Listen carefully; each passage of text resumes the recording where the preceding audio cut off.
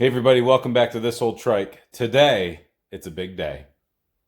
So this whole process started a couple years ago. It was my first Wheeler Palooza event that I have at my house. It was so long ago, it was before Wheeler Palooza had a name. And at that time, the first year, Bennett, I had my ATC 70s all lined up on the driveway. And they look cool, and my son Bennett was favoring one, and it was my 85, which is a really nice one, and it was on the end. It was starting really easy that day, so he was using that. But the tires were so fresh. OEM tires still had the dimples on them, the little nubs, not the fuzz that you see, but the little bumps that these Oats tires have. Anyway, I wanted him to be able to ride something, but that machine just had really nice tires. So I said, hey, how about this, son? We'll get you one of these 70s running perfect that you can just call your own and ride that. And he said, that'd be awesome. Love it. I said, perfect. And then a week or so later, I said, you know what? Or maybe it was just a couple days. I said, you know what we can do? I've got two frames, ATC 70 frames that we can build into something cool. So he said, that's even better. My buddy Glenn Moulton had been talking to me about these 110 motors that he had used. They don't have any shifting involved.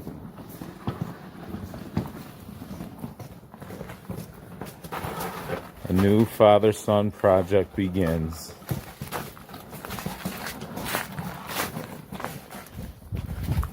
This is just a regular 70. We have obtained, I think it's over here. So that frame extension, it's a 3-inch frame extension. You cut the backbone and insert that and weld it in, and that extends your frame. That is from TJ Smith at Smith Pro. He also makes axle extensions if you want to go fast in left-hand circles. So what we're going to do is extend the frame, stick I think it's a 110 auto, no shift, electric start motor in this. We got to pick a color for the frame.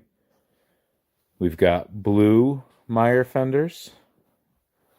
We've also got carbon fiber white, but he says he wants the blue. So I forgot which one I wanted. all right, well, we have to have lots of conversations, and that's what we're going to do. So we'll have those, and we'll keep you posted on what we decide. And it seemed like a good idea at the time for Bennett to use that. So I bought one of the motors. I started sourcing parts. I sourced this seat here. I sourced this tank. We picked black fenders to go with. We later changed that to the carbon fiber black look, but that happened later. And started sourcing parts. So in that time, my daughter really wanted to go to Trike Fest. So she expressed interest to go to Trike Fest. Of course, I don't build anything very quickly at all. So some time went on, and it was approaching, the months leading up to Trike Fest. I had bought another one of those 110 motors for a build for her, and priority got put on that because she needed something to go to Trike Fest with. So as much as I hate to admit it, she leapfrogged her brother, and his build sat waiting. And then fast forward, I have built myself a 70.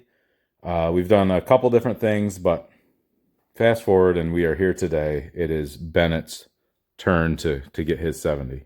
Now, some of the decisions we've made, and thankfully we did wait, because that 110 motor that we bought for him, we're going to put that on a machine for his mom.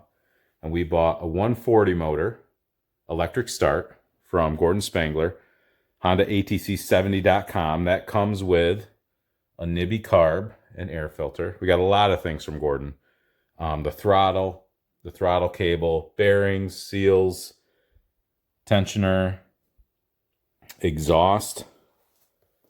Shout out Honda ATC70.com. Go to his site. It's not necessarily a one-stop shop, but there's so many things. Foot pegs, chain, shifter. This is a foot brake kit I can't remember if that's from Gordon or not. I think he has those on his website. I bought that from a swap meet up in Maine last August. So this is an ape tank from eBay, an 850. I think they're advertised as. They're about $160 to $170.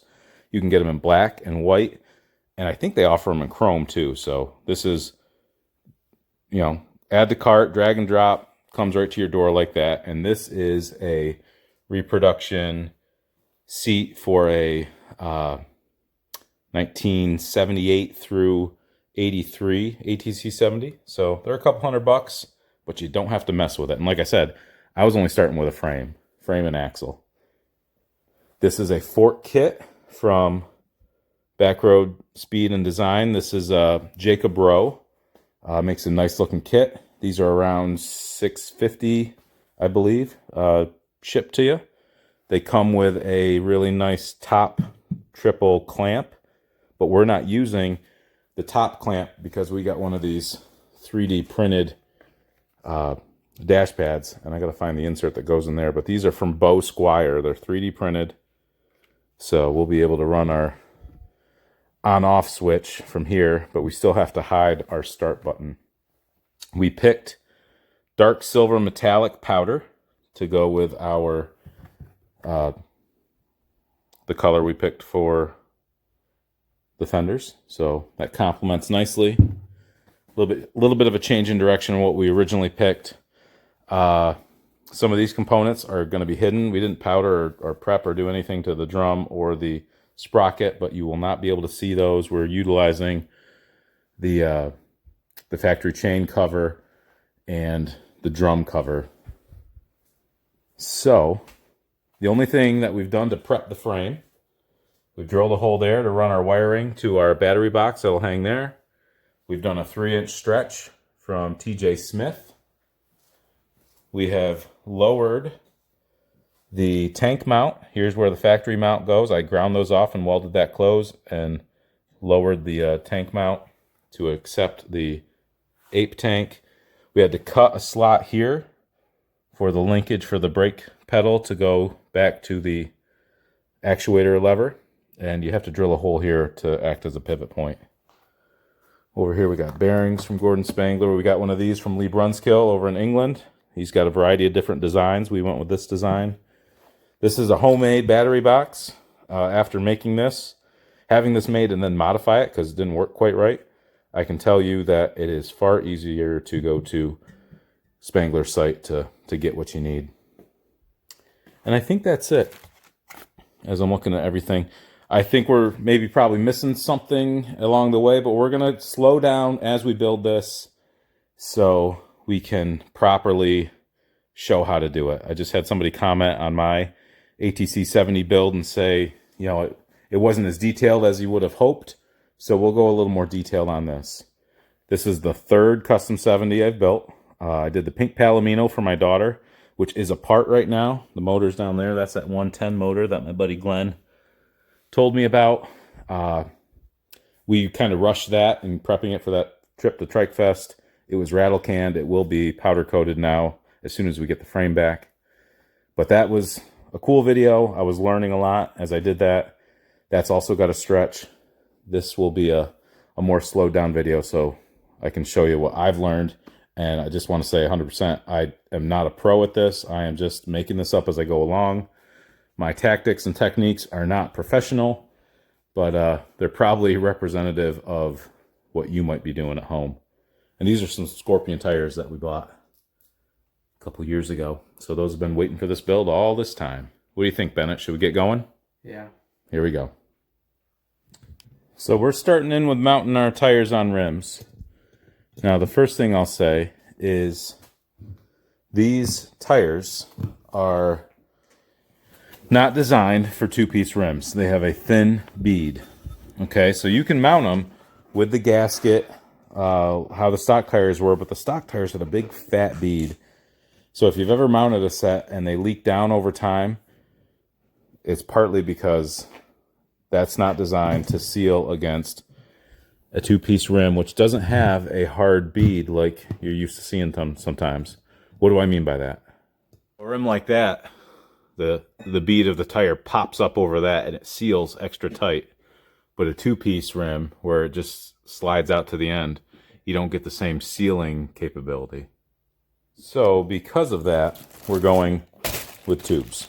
So this is some insurance to get us there. These are what you're used to seeing, this type of valve stem. I've stopped buying these. I've got some on the way that are like what I'm about to show you. So you can buy tubes that have that type of valve stem. So it gives you the illusion that you've got a normal valve stem in there, but it's slanted. Or not slanted, but it's covered in rubber, so it's a little bit more visually appealing in my opinion. So what we're doing now, Bennett has the inside rim and the outside rim. We've got to get some carriage bolts to bolt these together, and then we can fill them with air. I just told Bennett, be careful not to pinch the tube between the two halves of the rim. We've got his freshly plated carriage bolts. We've sent a lot of hardware out for plating, so he's fitting these together. And then after this, we are going to pound in our races for the steering stem and the bearings for the rear, and get that all set so we can put it on 3 wheels. How's that sound, Bennett? Good. Okay, we want to give our tire every opportunity to slide up on that wheel, so I'm going to just spray some 303 down in there. Let it get all in there.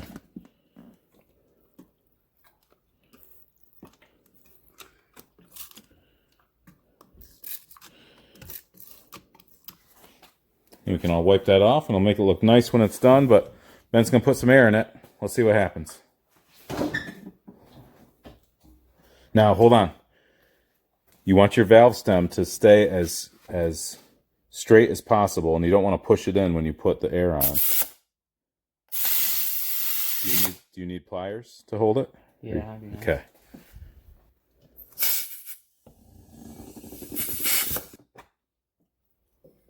Okay, and now it's cocked. So Bennett and I have to have a conversation. Okay, I think we've got the valve stem oriented wrong. So we're going to switch and make this side of the rim go on the other side.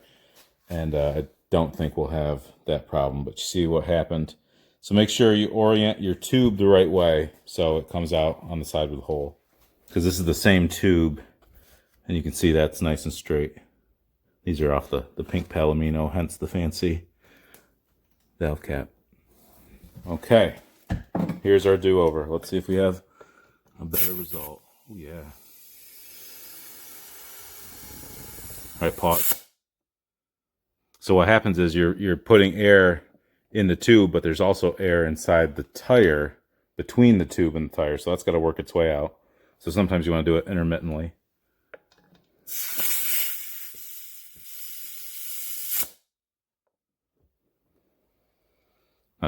That's kind of tilting in, is that right? It's better than it was. Sometimes it's just the nature of the beast. If you want, you could pull the core out again and redo it, or if it's good enough, you can leave it. Your machine, your decision. Leave it. Okay. We're going to leave that. We're going to do the 2 other ones off camera. I've got the frame here. I'm pounding in the OEM bearing races. Using the large socket approach. I've got a block of wood to protect the finish of the machine. Looks like there's some marks right there. Anyway, the key to this operation is to get them straight. Don't hit it in cockeyed so you don't have to fight it all the way in. So I'm going to do that, and then we'll move on to the rear bearings. So I was just telling Bennett, we took the nuts off the threaded valve stem. Threaded valve stems are good on drive tires, especially if you've got a high performance machine. This is arguably a high performance machine because that's a lot of motor for the size of the tires that we have. So since that tire will spin fast, a threaded valve stem holds its place and won't shear in a rear rim.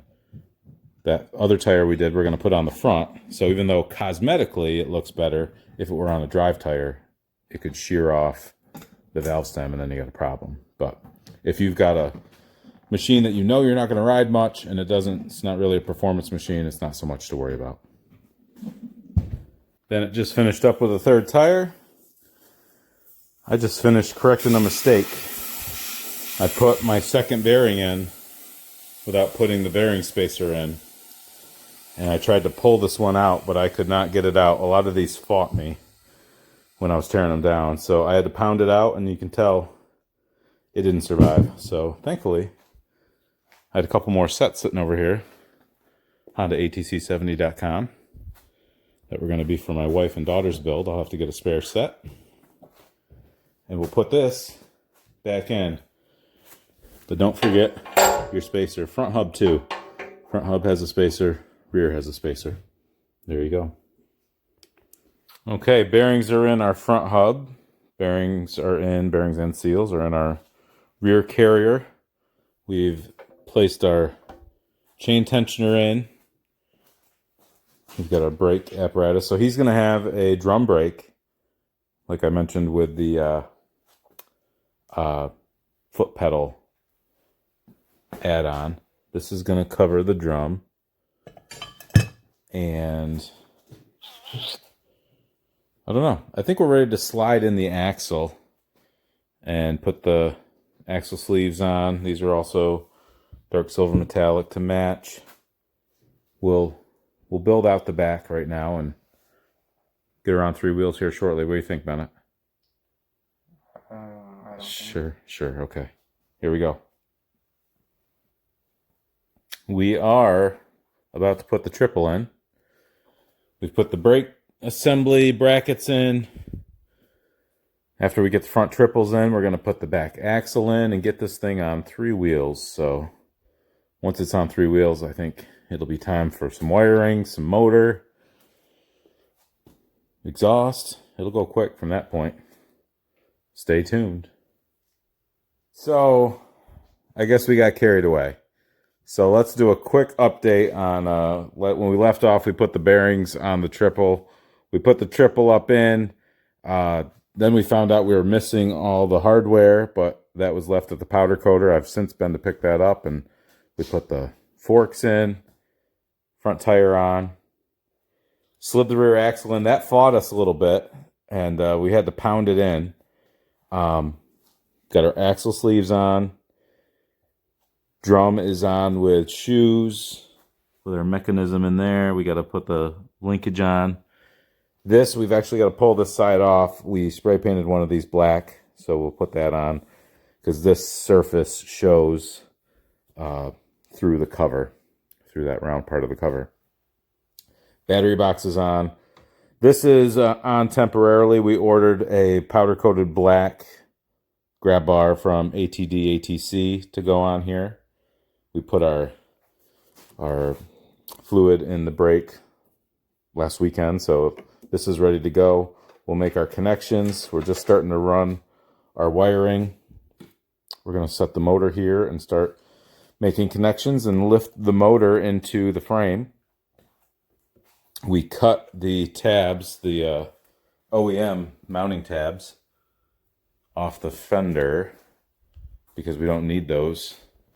With this setup, this will mount through these bolts up underneath the triple. Bennett put a seat on the fenders, so black and silver color scheme on this guy. We'll try to do a better job when we're putting the motor in, keeping you guys updated. Here we go. Okay, so before we put the motor over here, I've laid out some of the electrical components that you guys already know about. So I'm preaching to the choir, but maybe there's one person out there that doesn't know all these things. So this is the coil, and this comes with this riveted on. I have drilled that off, drilled out the rivets, so we can mount this to the existing bracket right here. So coil goes to the spark plug, has a couple of bullet connections here. This is your CDI. So this plugs into, oh, there's my gimbal freaking out. This plugs into the wiring harness, which we've already placed through here. So we gotta figure out what we're doing here. Here is the electric start button and the on-off switch. We are dissecting this. Bennett is about to dissect the start button because we are going to wire in this button. It's a momentary button, so you press it. It doesn't toggle on or off. It just makes a connection, and then when you let off, it stops. We're probably going to place this up in this region here. So it's a discrete area. He can reach down behind his air filter and boom. And then the key, which is part of our Bo Squired 3D printed dash pad, we had to modify the Jacob Bro top handlebar clamp to let this slide down over top. But this is going to act as our kill switch. So let's run, then we can hit our button, and when we want to shut it off, we just shut it off. Okay, that's how that works. So we got to tap into this, connect the appropriate wires to the appropriate wires on the other end of this, or this right here. So the ignition isn't going to do what it normally did. Anyway, I've wired this through the frame, so things like the CDI and the voltage regulator, if we ever add headlights to this, will be tucked in there. You need the voltage regulator to complete the proper circuits to allow your battery to charge. I learned that on the pink Palomino. I left this off because I said, oh, I don't need headlights. We don't need that. But that helps, that completes the circuit to charge your battery. I learned that the hard way. So that's everything. Now, some of it doesn't make complete sense, and I got to remember certain things. So I'm going to lay the motor in here and start making my connections. This is our solenoid. It mostly makes sense, but then there's a couple things that make you scratch your noggin a little bit, and I'll have to refigure those out. I'll keep you tuned on how all that works. Okay. So that's the only connector that looks like that. Our voltage regulator goes into that. Okay. 6-pin, but there's not one active. That's our coil, or I'm sorry, our CDI.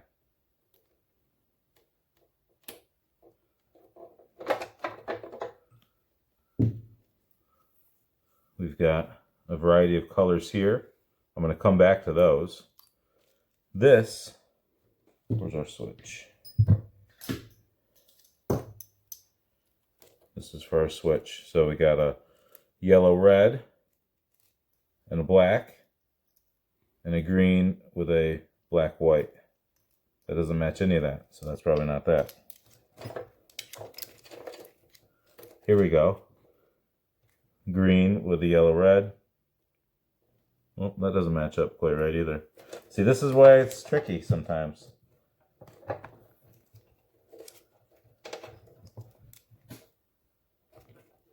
So this wiring harness is designed to have taillights too. Headlight, taillight.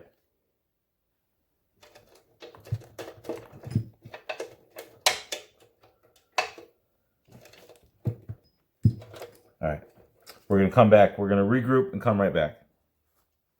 Okay. We're here. We've just done some mock-up to make sure we're good. We don't need this battery in here. So, voltage regulator, CDI. We put the key switch in. Let's see. Let's repeat this test, Bennett, without the key switch because I want to see if we need it or not. Yeah. Yeah, we do. So if we don't have the key switch,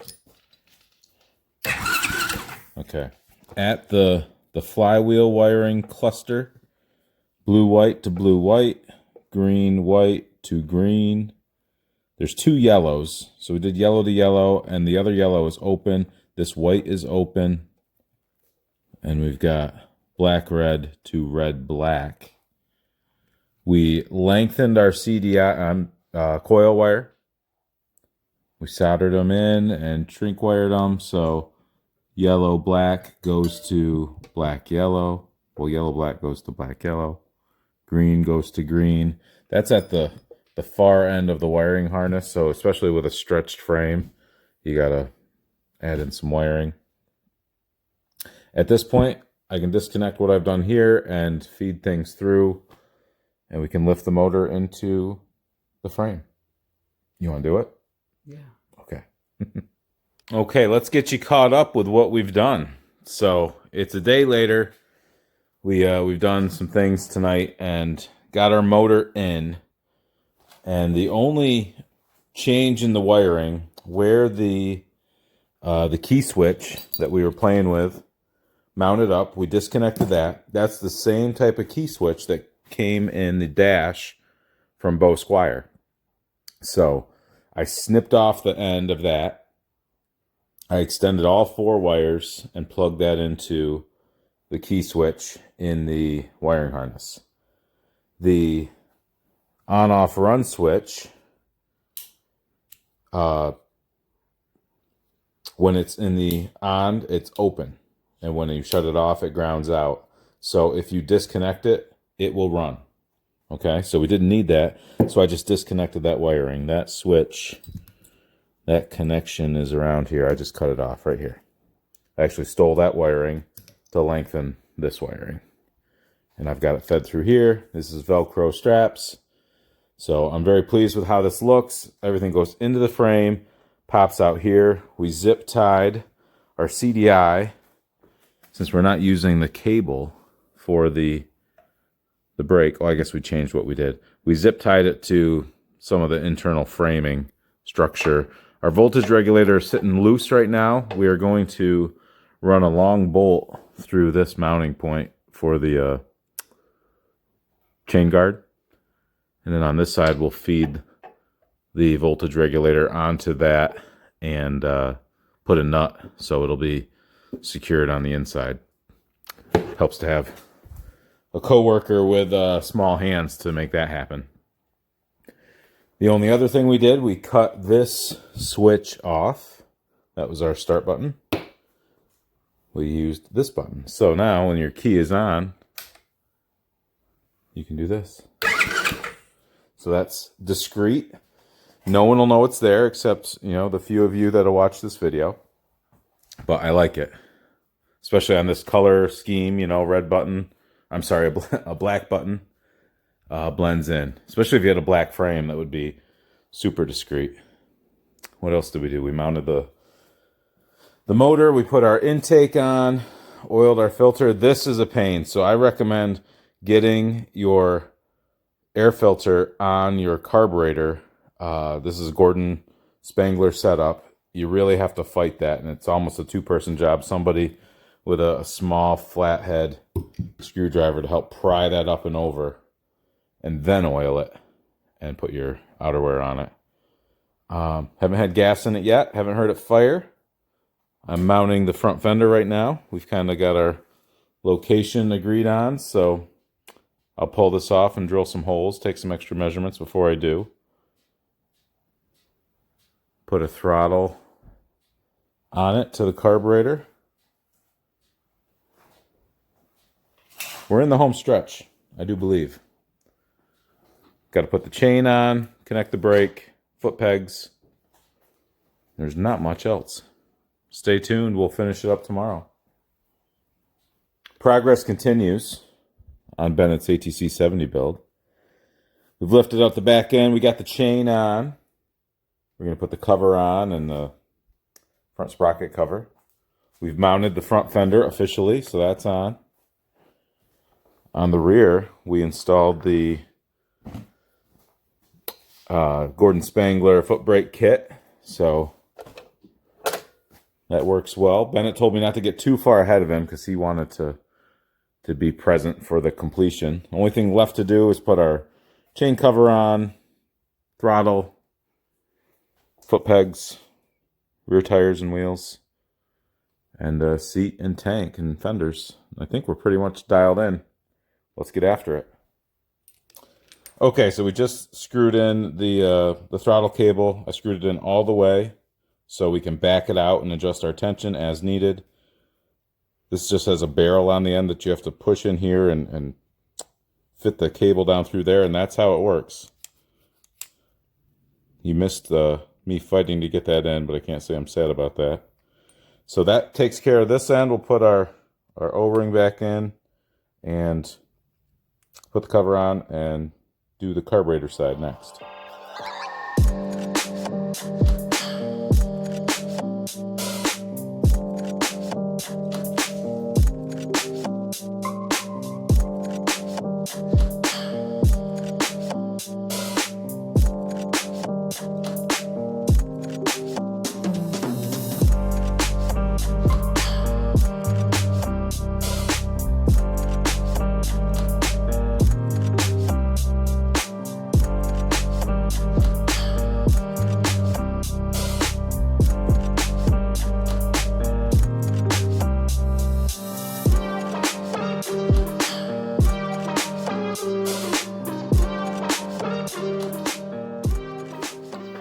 We're in the home stretch. Rear fenders are being bolted on now. Tanks on. Skid plates and chain covers and foot pegs and shifter. Last thing to do is Bennett's going to sit on it and set his control height, and we'll tighten everything back up, put our dash on, and then the test ride. Let's do the moment of truth here, Bennett. Is your ignition on? Now it is.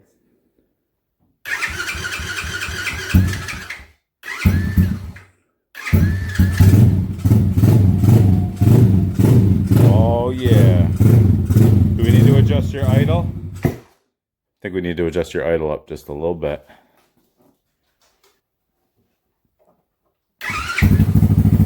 Oh, yeah.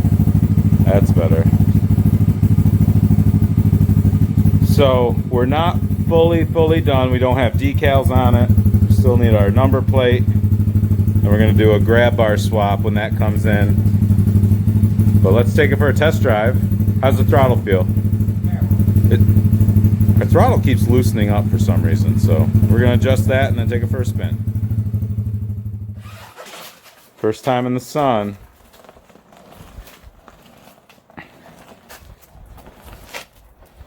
Don't go too fast, you're not wearing a helmet. Yeah.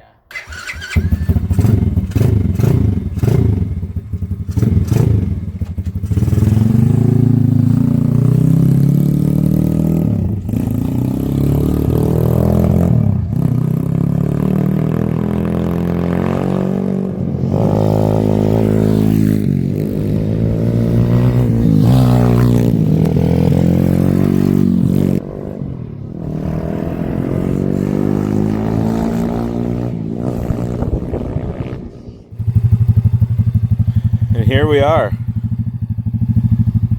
It's the next day. We've ridden it a number of times. It has performed wonderfully. Everyone is very pleased. I guess everyone is just me and Bennett. So, and Bennett's friend Porter, who's been ripping around on it. So it's, I don't know, 95% done, 97 maybe.